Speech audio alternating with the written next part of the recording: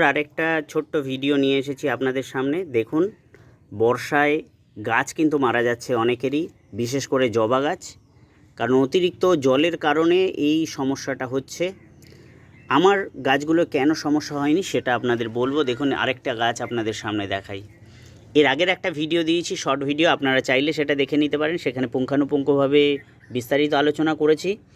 তো এই গাছটার মিডিয়া হিসেবে আমি যেটা ব্যবহার করেছি, ধানের চিটে, একদম কিচ্ছু দিইনি, শুধু জাস্ট গুল সমেত, অর্থাৎ যেরকম নার্সারি থেকে এনেছি সেই গাছটা শুধু বসিয়ে, দেখুন গুলটা আমি ভাঙিনি। এই সময় কী হবে, প্রচুর পরিমাণে শেকড় হবে, আর বর্ষার পরে যখন শেকড়ে পুরো পরিপূর্ণ হয়ে যাবে, আমি তখন কিন্তু এটাকে মাটিতে, অর্থাৎ মাটিতে এটাকে স্থানান্তরিত করব।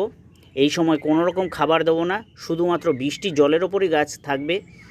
আর এরকম সুস্থ সবলই থাকবে আশা করছি। একটা গাছও কিন্তু মারা যায়নি। আমি আরও দুটো গাছ দেখাচ্ছি আপনাদের, তার মিডিয়াও কিন্তু এই চিটে, ধানের চিটে। একটু হয়তো গাছে মাইক্রোনিউট্রিয়েন্টের অভাব হতে পারে, কিন্তু সেই নিয়ে ভাবতে গেলে হবে না, গাছটাকে আগে বাঁচাতে হবে। এটা কিন্তু আমাদের মোদ্দা কথা মাথায় রাখতে হবে। আমরা অতিরিক্ত খাবার দিলে গাছ মরবে।